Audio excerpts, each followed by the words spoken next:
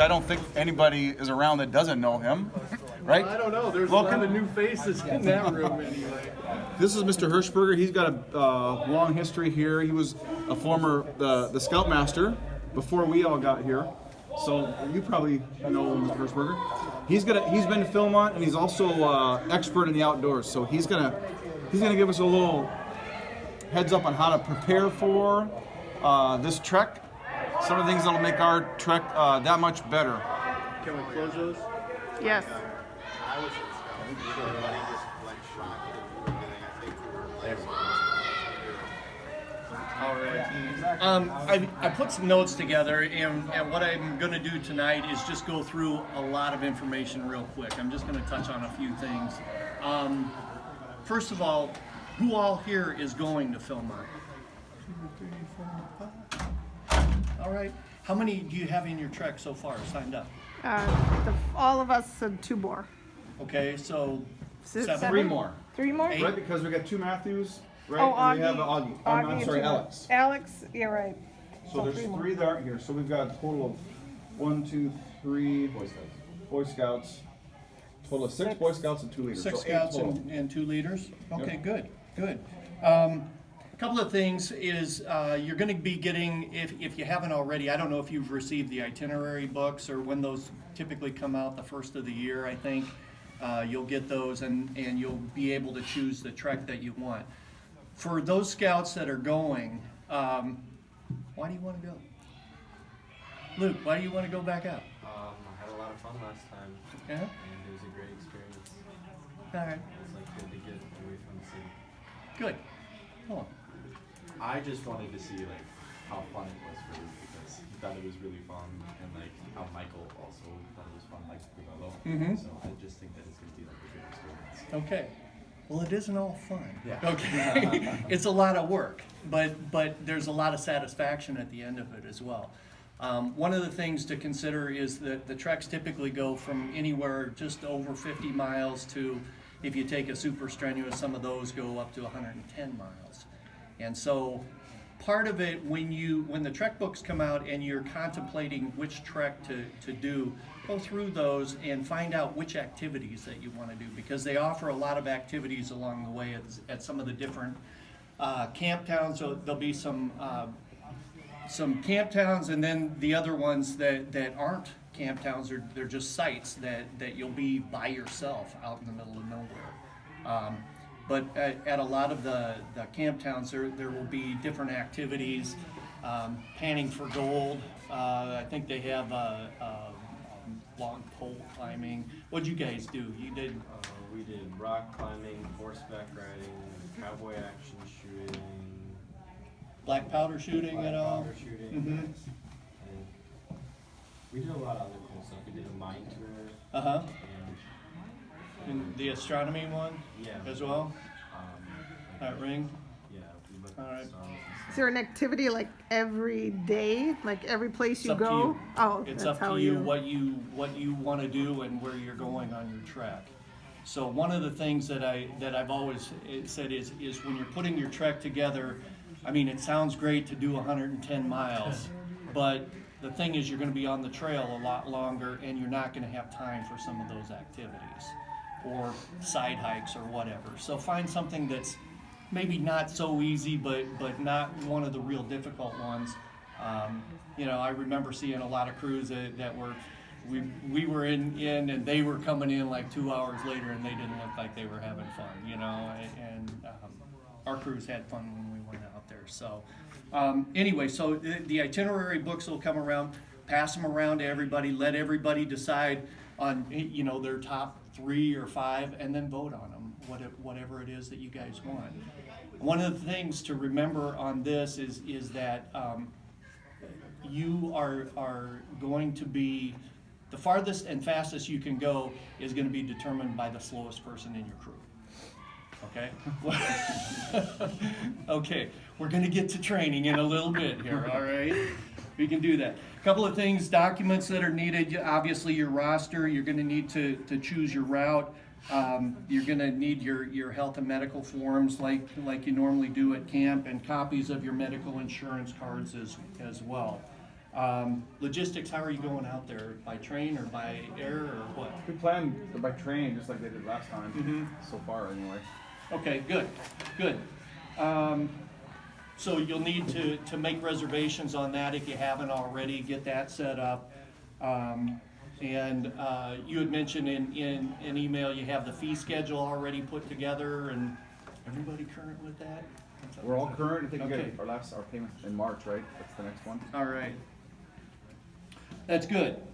Some of the adult training and certifications that are needed for the adults, obviously being registered with the BSA, reviewing your guide to safe scouting, online training, youth protection. You're going to need to go through hazardous weather and trek on safely. Your CPR and your first aid up to date. And on any backcountry treks like this, at least one of you will need to be wilderness first aid certified. I am, and he's getting it, so. Okay, good. I've seen some units that take their whole trek through it, and that's not necessary. One or two. It's great to have two, just in case the one that's trained is the one that goes down. Yeah. You know, okay? All right, some of the other things that you'll be considering, once you get towards that is getting your patrol put together, your SPL, your navigator, your chaplain's aid, your nature Guian, is that it? Guian, Guian? Yeah, okay. So anyway, that'll come, and the youth will be voting on all of that as well, just like they do in your typical troop. Couple of things, have you passed out, does everybody have like a gear list on what's needed? What I did is I emailed everybody those two attachments, the Okay. shakedown guides. Okay. And we haven't talked about them yet, but they all have it. We just haven't gone through the Okay, formal list. okay, what I will do. I've got one here. Okay, that's fine, we don't need to go through it. I've got some that I don't have everything with me, I didn't obviously bring all of that, and because there's a lot of personal gear that you'll have and troop gear, and then obviously food. One of the nice things about going to Philmont is they take care of all the food. And you're not taking all of the food with you throughout the whole trek. You'll have about every 3 days, 2 to 3 days, you're gonna be stopping at the commissaries there and reloading. So it's not like you've got a full pack full of food for a week or almost 2 weeks there. But with the gear that you'll have in your pack, about half of your pack will be personal gear. The rest of it will be trek gear and food. Just out of curiosity, what's the calorie allowance typical for a hike per day? The calorie allowance? Yeah, is it like 3,500, 5,000? I don't know what they've got them all. They've got all that information on the menus right now. So if you go online, they'll tell you what every meal, the calorie count on every single meal out there. They load them up because you burn through them. You burn through a lot out there. So before I get into the gear, a couple of things that you may want to do is get your calendar planned. If you haven't already, get a calendar planned as far as like either day hikes and certain hikes. The one that's always a good one to do is the Glacier Hills Trek, which is always the first weekend of May. And we've got that on the calendar. Good.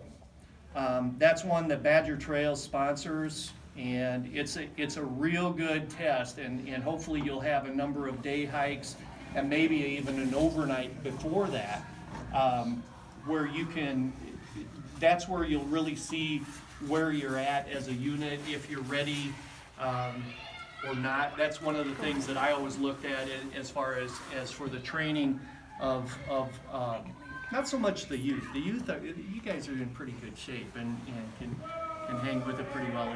It's the old guys like myself, you know, that kind of puts it all into reality as far as where you're at and are we keeping up as a group, or how are we performing as a group? Because you got to go as a team on it, and it can't be individuals. Otherwise, people get testy. So that's one of the things. Also, get some two or 3 day hikes, not 3-day hikes, but day hikes, like an afternoon or whatever. One of my favorite training grounds, and one that introduced the last trek that went out to out there on was Lapham Peak. Pretty close. They've got a rugged trail. The Black Trail around there is about just under 6.5 miles, and so that's a good one to work out on. And for the adults, you don't need the whole group going with you to go out there as well to get in. You just get yourself into shape, and it's not, don't load up your pack with 40 or 50 pounds or whatever it is the first time out there. Just go out there with maybe a bottle of water or a day pack or something and work your way into it. Do be working out or doing activities to build your endurance and stamina throughout the winter as well, adults mainly. You guys can or can't. A lot of the scouts are in athletics, and I remember one time up at the Glacier Hills, yeah, we had the halfway through a 22-mile hike for 2 days, 22 miles, and one of the scouts had to go play in a soccer championship match that night, and then he came back. So it was that whole day, play soccer, goes into overtime even, they lost, but, and then hiking the next day, so they're in pretty good shape to do that. But, so anyway, that's a real good test, but also maybe get some other ones. Kettle Moraine has some great trails. The thing with Lapham Peak is that it's a loop. The glacier, or the Ice Age trail is typically one way. So if you've got some extra drivers or something, it's great to get out of that loop and go see something new, but you're gonna need some additional support. And that's one of the things to tap some of the parents, you know, say, can you help us out for this weekend? We're gonna be putting in here and hiking, you know, 15 miles, 10 miles, whatever it is that you're doing, and this is where we wanna end up. And so they can meet you down there, or meet you halfway, and make sure everybody's okay with that. Uniforms, one of the things that Philmont always likes to see, Class A's, pants as well, for all scouts and adults. The full uniform, arrive in that. Obviously a Class B shirt as well is fine to have underneath it. And if you guys want to do some sort of a shirt or a t-shirt or something that commemorates this trek for the people that are on this trek specifically, that they can wear to camp or peak or whatever, feel free to do that as well.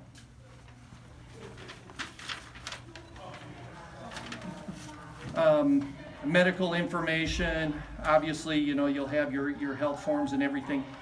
For those parents that have their scouts going, but the parents aren't going on it, if your scout has any medical conditions, there will be at least one of the adults that will be the designated health officer. If your scout has anything, whether it's embarrassing or whatever it is, whatever condition it is, please let them know. So if something were to happen, they can be prepared on it, okay? I spent a number of weeks up at Long Lake during summer camp, and some of those years, I mean, I open up the med box and it's like, oh my gosh, you know, there's a lot of stuff in there. But and there were some scouts that had some conditions, and some of those arose, some of them didn't. But those that did arise, I was ready for them, and I appreciated them letting me know on it, so we could handle it correctly. Testing, yeah, be physically and mentally fit and in shape for the trek. And obviously you'll need some spending money out there. Electronics isn't so much of a thing anymore, but you know, if you're on a train for a day or longer, you're gonna need your tunes and movies or whatever it is that you want, so feel free to take that on out there. When you do go out there, one thing I will say as far as photographs, take a lot of pictures, and the adults will probably take more than the youth will, but don't take your phone. because your phone isn't gonna hold a charge, and anytime that you see some wildlife or something and wanna take it, your phone's gonna be off and it's gonna take it a while to charge up. Get a small, digital camera that you can pull out, hit the button, and boom, nail it right there. And that way you're not blowing through a lot of battery time, and because your phone won't last the whole time that you're out there anyway. And you won't get reception. So if you got a girlfriend or something to call, ain't gonna work out there anyway. All right. All right, I'll get into some of the gear, and I'll go through some of this gear. This is what I take typically, okay? Not everything that I say will be conducive to you, but it is to me. I've been on a number of different treks, not only to Philmont, but I've been out to Colorado on the Colorado Trail. Tape, is that all right? We took a group of scouts out through Glacier National Park as well. And so anyway, I'll go through it real quick. Hey, Chris, just push all that stuff. No, just all the gear stuff so he can. I forgot to bring my boots. Boots are probably your most important item because you're going to be on your feet quite a bit, and they need to be comfortable. They need to be broken in. And if you guys go on hikes regularly, you'll not only want a pair of higher topped ones, not super high ones, but some that'll give you some ankle support when you have a load on your back, and you're not going to twist an ankle on them. But also you'll need a wool sock in there and a liner sock in it as well. And I've got those that I can show you as well. But this is a perfect time to be doing this because those are great Christmas gifts, you know. And one of the things with the youth that I'm always concerned about is don't buy them too far out in front because their feet are continuing to grow. So anyway, I'm gonna show you my sleeping bag. I pack it like this, and you'll go through all of this. Luke knows this stuff too, as well as doing a lot of these things.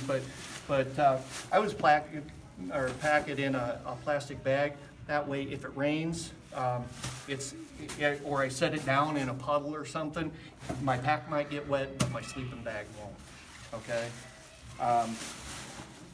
For my pack, I do have a rain cover for it, and I can show you that in a minute. But that covers it pretty well. It still can get wet. And one of the things, make sure you've got a good rain gear, both pants and coat as well. Even though in July rarely ever rains. Right. It rains there. Rains there? Okay. My trek out there, It rains we got rain just about every day. Yeah, we do too. Yeah, and it all depends on what part of the ranch you're at.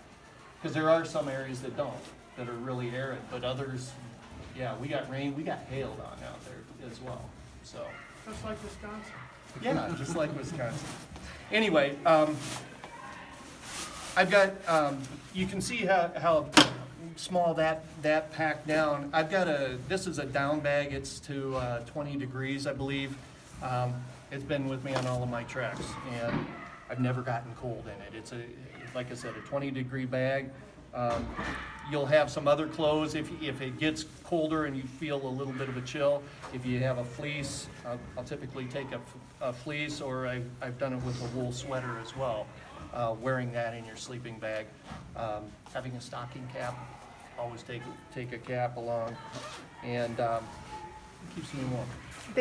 One thing I read about down, they say it's better if you know how to take care of it. Yeah. And what does that mean? What things do you have to know? If you get it wet. Oh, just don't get, because it says it doesn't do any good if it's wet. No, and the synthetics have really come a long way as well. I'm not saying that you have to have a down. You can have a down. They do molt.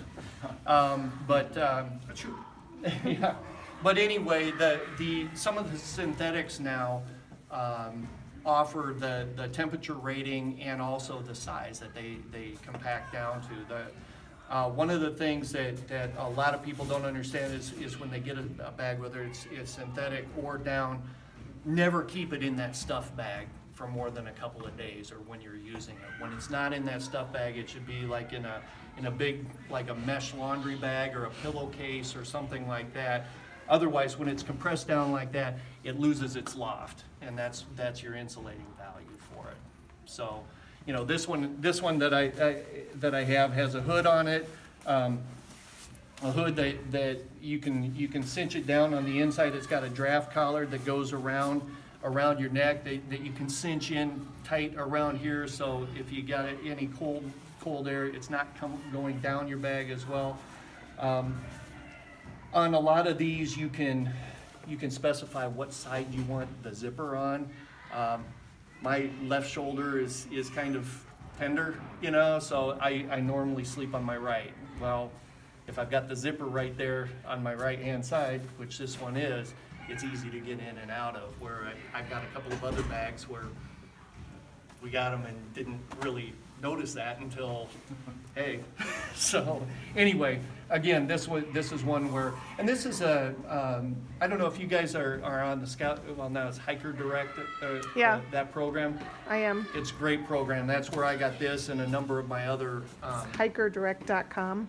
yeah, they've got gear for ridiculously low price, and it's nice stuff. The Alps Mountaineering was actually started by one of the senior VPs from Kelty, who was working too much and didn't like all of that, and so he started his own company, and they developed a lot of what they do off of the end users. What do you like about this? What don't you like about it?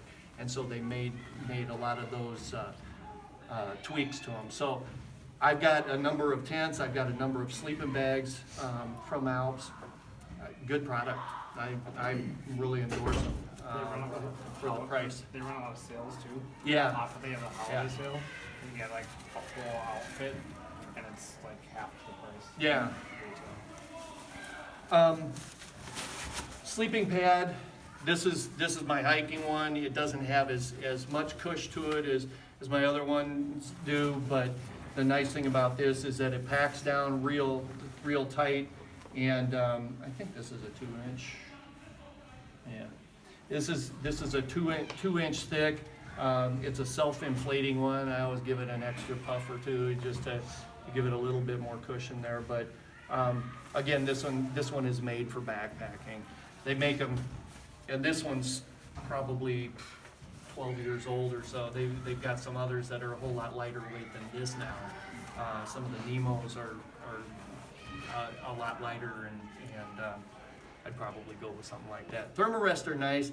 The one thing that I hate about Thermarest, they don't sell these things together, and that's just stupid to me. You pay a lot of money for one of these, and then they ding you for another 10 or 12 bucks for a nylon bag for them. It's like, come on, you know. That's where Alps, that's another thing that I really like about Alps, like with the sleeping bags, they'll give you a stuff sack, and most of the times they're the cinch down ones, the compression bags like this, where it's got the straps and you can tighten it down, where a lot of the other ones won't. They'll just, you know, it'll just be in a bag like that, but you can tighten this thing down and get it really compressed like that. But this comes with it. The sleeping bag, and they'll also give you the mesh bag to hang it with, you know, to store it, which I looked at that as a bonus. So Do you have to worry about that because it's self-inflating? You don't have to worry about it like puffing, or you can just keep it like that? yeah, when you roll it up, I always roll it up once and with the valve open, get all the air out or as much out, then close the valve, unroll it again, and then I'll fold it and roll it up real tight and get the last of the air out of it, and then put it in the stuff sack. And you store it that way, though? I mean, it's okay to... No, I never store it in the bag. That's what I was saying. You Yeah, store no, it like you same were thing. saying with this. Don't... Same thing, you know, with these, they'll self-inflate out, and it's like a big board. And I'll set them in a closet or on their side in the basement, you know, half a dozen of them like that. But they're stored like that so they don't lose, again, it's not loft in there, but their pliability and their Insulation. Well, it's not so much, they're still insulated, but they just won't fill as much, Okay. you know? You're gonna have to give it a more than just a puff or two to get it to the thickness that you want. What about underneath there? I've heard various stories about people using garbage bags filled with pine needles or leaves in bags. Do you subscribe to that? You can, it's a lot of work. It's a lot more work than that, and depending on where you're at, you might be on a rocky site or you know, at elevation where you don't have pine needles or leaves or anything around. You And also so- bring some bugs in. Yeah, Inadvertently, yeah. which will then crawl out during That the night too. and Yeah. And that's part of it as well, is the leave no trace aspect of everything, is you wanna leave your site, you know, pretty much untouched. In here. Okay, so those go in the bottom of my bag.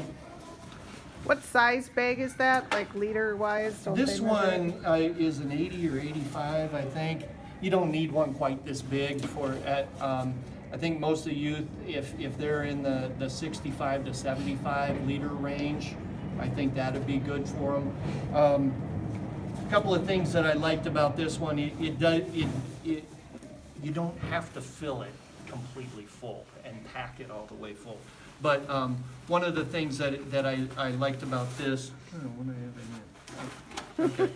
I haven't been through this for a little bit, but one of the things that I liked about this one was it does have a lot of capacity to it.